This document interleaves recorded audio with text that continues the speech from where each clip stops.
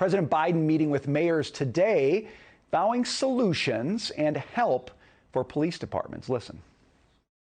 That also means building more affordable housing so people can have safe places closer to their jobs. Funding proven programs to help fight violent crime. We shouldn't be cutting funding for police departments. I propose increasing funding. Look, you know, we ask cops to do everything, including be psychologists and social workers. Guess what? They need psychologists and social workers. Let's bring in our panel. Joining me for discussion is Ted Williams, former D.C. police detective and defense attorney, and Mary O'Grady, Wall Street Journal columnist and editorial board member. Both are Fox contributors. Welcome to you both. Mary, I'm going to start with you. You just heard the president's comments. He says very emphatically, we should not be defunding police. I think that's going to strike a lot of people as sounding a little bit different than what they've heard from his party lately.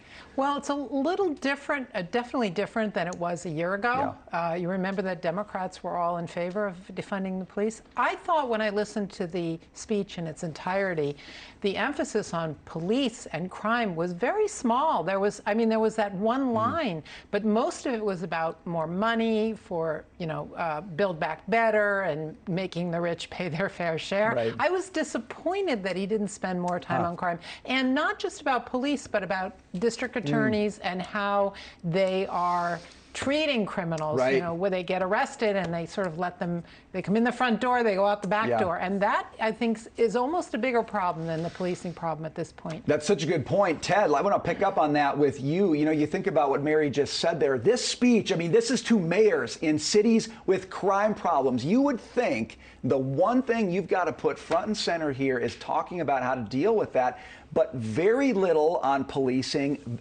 very little on district attorneys, which might be the bigger problem, as Mary pointed out. Ted, was this a missed opportunity for the president today? Well, it could very well have been, because I do agree with you, Brian, and also Mary there. Crime as such is out of control. All we have to look at are these major metropolitan cities. Look at New York. You had an 11-month-old child shot in the face there in New York. You had a young 19-year-old, Christopher Nevis, in a Burger King there. She was shot. Lori Lightfoot out in Chicago. There is a crime going on out there every night where you have 10 to 15, 20, 30, 40, 50 people killed. You look at George Gascon in L.A. We just had this wonderful 24-year-old child, Brianna Kupfer, working at a furniture store, was stabbed by a guy who had a criminal record off of this chart. And then now you have London Breed, the mayor of San Francisco, who is now fed up. But before, she was there trying to defund the police. So crime is out of control. I think the president needs to address it, and I need definitely the various mayors needs to address it. You just took us through a tour of cities there, Ted, and it's quite obvious that there's an issue that needs to be addressed. But Mary, I want to get your take on something interesting going on in California. Governor Newsom out in L.A. looking at the recent crime with the freight train looting. Listen to what the governor had to say about this. Fascinating. Asking myself, what the hell is going on? Look like a third world country, these images. It's not just arrest and walk away. You got to do the work and then present the case and see folks prosecuted. What's going on? He's saying this looks like a third world country. It's your state. Yes. Mr. Governor, what have you been doing about it? Mary, interesting statement from the governor of that state. He's talking about it like he just parachuted in from Mars. What's going on here? He's been the governor of California for some time now. And, I think that the progressive Democrats have had this narrative about how prosecuting crime is a racial bias, is racial bigotry. In fact, the victims of this terrible crime tend to be people of color. I mean, this doesn't happen in the more wealthy neighborhoods. This happens not all the time. Obviously, there are other victims, but I think that they're starting to wake up to that fact, that their own constituents are the ones being murdered. And also, you know, cities have been hollowed out by the pandemic. Yeah. They're not, and it's not just about the coronavirus.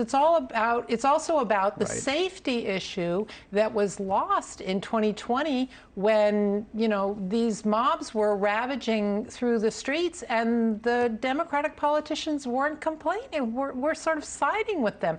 People saw that and ran away. And these cities are hollowed out and they're not going to have new people. New York is a wonderful city and people will come here to live, but they're not going to live here if the crime is not under control. And I think the politicians are slowly figuring this out. They're slowly figuring it out, Ted, and you hear them talking more and more about we want to spend more money on police, we want to refund.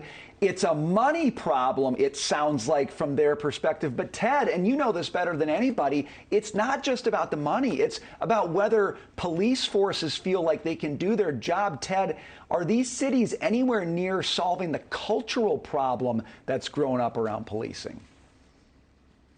Brian, can I use the word hell no? And that's the unfortunate thing, because what's going on here is that police officers all over this country are demoralized. You've got to unhandcuff police officers. You got to let them go out there and do their job. Listen to Governor Newsom out there. You had all of these smash and grab individuals who could run into a store within 3 minutes and be out of there with at least thousands and thousands of dollars worth of goods. Well, these people have now graduated. They're no longer going into stores. They're going into trains, boxcars, and they're stealing just about any and everything there. Or so they've got to get a hand on this, but what they've got to do is hire more police officers. They've got to, as I said, unhandcuff those police officers and let police officers do their jobs. It's about money, and it's about, as you say, letting police officers do their job and affirming that it is a good job and we need it and we support them. Ted and Mary, thank you so much for joining us today. We appreciate it.